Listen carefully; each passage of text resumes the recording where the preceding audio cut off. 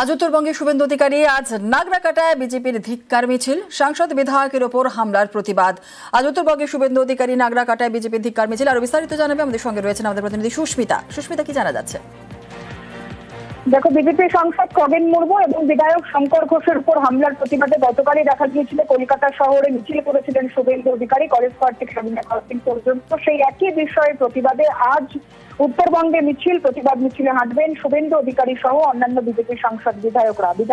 এবং দুপুর 2টোর নাগাদ নাগরাকাটা রেলওয়ে স্টেশন থেকে গুলকাপাড়া মোড় পর্যন্ত রয়েছে এই প্রতিবাদ মিছিল। এছাড়াও শুভেন্দু অধিকারী আজ ধূপগুড়ি যাবেন, সেখানে যারা বিপর্যস্ত মানুষ তাদের সঙ্গে কথা বলবেন, দেখা করবেন, ত্রাণ বিতরণের মতো কর্মসূচি রয়েছে এবং আজই আবারও তিনি ফিরে আসবেন কলকাতায়। সুতরাং নাগরাকাটার যে ঘটনা দেখা গিয়েছিল, ত্রাণ বিতরণ করতে গিয়ে আক্রমণের মুখে পড়েছিলেন শুভেন্দু অধিকারীর যারা বিধানসভার বিধায়ক রয়েছেন, বিধানসভার মুখ্য চিফ হুইপ রয়েছেন তিনি শঙ্কর ঘোষ এবং সাংসদ খগেন মুর্মু। সেই আক্রমণের প্রতিবাদে, সেই হামলার প্রতিবাদে শুভেন্দু অধিকারী সহ অন্যান্য বিজেপি কর্মী সমর্থক তারা গতকাল মিছিলে হেঁটেছেন। আজও সেই একই ঘটনার প্রতিবাদে শুভেন্দু অধিকারী সহ অন্যান্য সাংসদ যারা রয়েছেন তারা মিছিলে হাঁটবেন উত্তরবঙ্গে। ধন্যবাদ।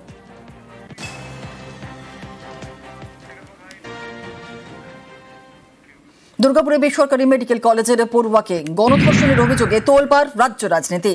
ঘটনার পরেই প্রশাসনের বিরুদ্ধে সরব হয়েছিলেন নির্যাতিতার বাবা। 13 অক্টোবর প্রশাসনের ওপর থেকে ভরসা উঠে গিয়েছে বলে বিস্ফোরক মন্তব্য করেছিলেন নির্যাতিতার বাবা।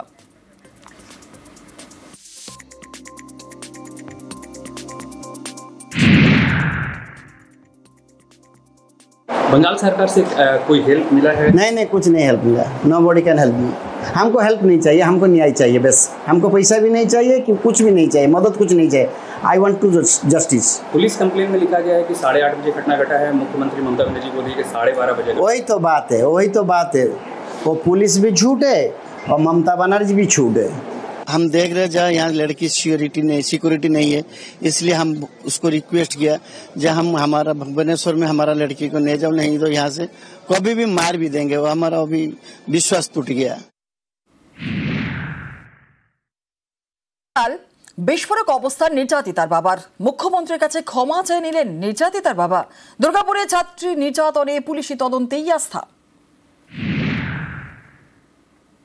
আমি মমতা দিদি মায়া বলে আমি ক্ষমা মেগে নিয়েছি, ওদের মেয়ে বলে আমি ছেড়ে দিয়ে যাচ্ছি, ওই ন্যায় দিবে, ঠিক আছে, আর কিছু বলো না। আমি মমতা দিদির কথা ক্ষমা মেগে নিয়েছি, যদি কিছু আপনার বেটা মতো ভুল করেছি ক্ষমা করে দিই, বাকি ওর পদক্ষেপ যাহা নিবে, আমার মেয়েকে যাহা ন্যায় দেবে ওইটাই আমার খুশি। মেয়েদের জন্য সুরক্ষিত নয় বাংলা, বিস্ফোরক মন্তব্য রাজ্যপালের। পুলিশের বিরুদ্ধে নিষ্ক্রিয়তার অভিযোগ বোসের। What we see is only the tip of the iceberg. This shows a decadence that is fostered on the Bengal society by the ineptitude of those who are supposed to control it. Bengal has become a place which is not safe for the girl child. Women are scared. Bengal has become a place which is not safe for women.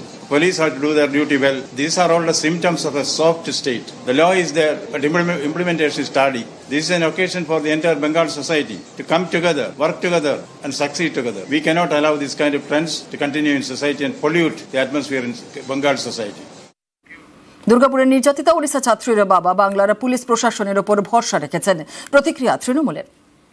Police আছে কিন্তু শাসন নেই, এটা যারা বলছেন তাদের এই প্রোপাগান্ডায় জল ঢেলে দিয়েছেন খোদ ওড়িশার ওই ছাত্রীর বাবা নিজে। তিনি বলেছেন মমতা বন্দ্যোপাধ্যায়ের কাছে আমি ভুল স্বীকার করছি, এবং ওড়িশা গভর্নমেন্টের অফিসিয়ালরা এর আগেই এসে বলেছিলেন যে পশ্চিমবঙ্গ পুলিশের স্ট্যান্ডার্ড অপারেটিং প্রোটোকল নিয়ে তারা অত্যন্ত সন্তুষ্ট। পুলিশ 24 ঘন্টার মধ্যে 3 জনকে গ্রেপ্তার করেছিল, 48 ঘন্টার মধ্যে all 5 have been arrested, accused have been arrested. তারপরে তার বন্ধুকেও গ্রেপ্তার করা হয়েছে। অর্থাৎ পুলিশ একেবারে আইন মেনে, রুলবুক মেনে কাজ করেছে। এটা বিজেপি শাসিত রাজ্য নয়। এখানে অপরাধ করলে অপরাধীর জায়গা হবে জেলের পেছনে। রাজ্যপাল হাজার পলিটিক্স করলেও সেই ধারণা বদলাবে না। আজকে পরবর্তী খবরে এসআইআর এর বিরোধিতায় পথে নামলে গুলির হুঁশিয়ারি। কলেজ স্কোয়ারে সভা থেকে হুমকি সুকান্তর। ভাঙচুর বিশৃঙ্খলা হলে কেন্দ্র সেনা নামাবে বলে হুমকি। গুলির হুমকি কেন্দ্রীয় শিক্ষা প্রতিমন্ত্রীর। গুলির হুঁশিয়ারিতে সুকান্তকে পাল্টা তোপ তৃণমূলের। বিজেপি রাষ্ট্র ব্যবস্থার অপব্যবহার করছে বলে তোপ কুণালের।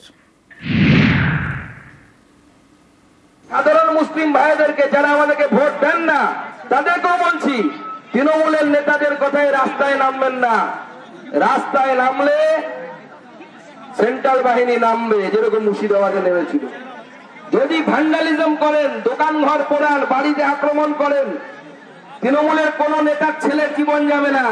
সেন্ট্রাল বাহিনী নামলে করে কিন্তু গুলি চলবে, আপনার বাড়ির লোকেটার গুলি লাগবে। তৃণমূলের নেতারা এসি ঘরে বসে থাকবে, তাদের কিন্তু গুলি লাগবে না। তাই তৃণমূলের ভাগে পা দেবেন না। উনি তো গুলি চলার ভয় দেখাচ্ছেন, শীতলকুচিতে তো তাই হয়েছে, গুলি করে মানুষ মেনেছে কেন্দ্রীয় বাহিনী। বিজেপি তো সেটাই, যে বিজেপির বিরুদ্ধে কেউ যদি কিছু করতে যায় ওখানে গুলি চালিয়ে দেবে, দিয়ে লোক মারবে, সেই ভয়টা দেখাচ্ছে। কিন্তু বাংলার মাটিতে ওই ভয় দেখিয়ে কোনো লাভ নেই, মানুষ চিনে গেছেন। এই যে সেনা পলিটিক্স, রাষ্ট্রমন্ত্রী হয়ে কেন্দ্রীয় সরকারের ক্ষমতাকে অপব্যবহার করা, মার্কেটিং করছে, এই দিয়ে ঠিক কাজ নয়। এদিকে এসআইআর ম্যাপিং সম্পূর্ণ বলে দাবি শুভেন্দুর। বাংলাদেশ সীমান্তবর্তী এলাকায় 8 জেলায় 40% ভোটার নিখোঁজ, মেদিনীপুর জেলায় 30% ভোটার নিখোঁজ, প্রমাণ করতে হবে তারা ভারতীয়। কমিশনের এসআইআর উদ্যোগ নিয়ে বিস্ফোরক শুভেন্দু অধিকারী। শুভেন্দুর এসআইআর ম্যাপিং মন্তব্যে পাল্টা তোপ তৃণমূলের। নির্বাচন কমিশনকে কাজে লাগিয়ে ভোটারদের ভয় দেখাচ্ছে কেন্দ্রের বিজেপি সরকার, অভিযোগ কুণাল ঘোষের।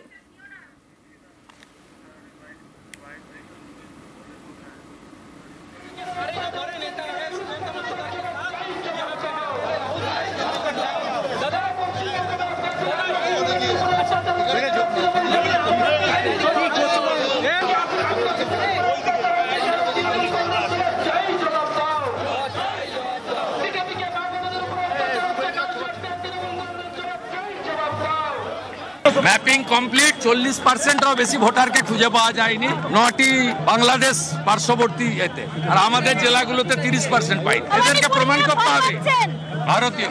আমরাই তো বলেছি ফ্রেশ ভোটার লিস্ট চাই।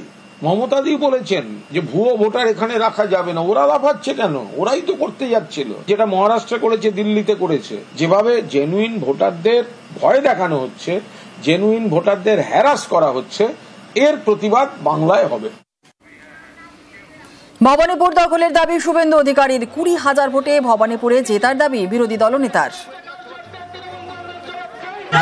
হারাবো 20,000-এ হারাবো। ভবানীপুরে এসআইআর এর পরে হারাবো 8টা ওয়ার্ডে 5টাতে বিজেপি লিড আছে। শুভেন্দুর ভবানীপুর মন্তব্যে পাল্টা খোঁচা কুণালের। চটকদারি মন্তব্য বলেই খোঁচা বিরোধী দলনেতাকে। শুভেন্দু অধিকারীর দাবি অবাস্তব বলেও তোপ। এগুলো সব অবাস্তব কথাবার্তা।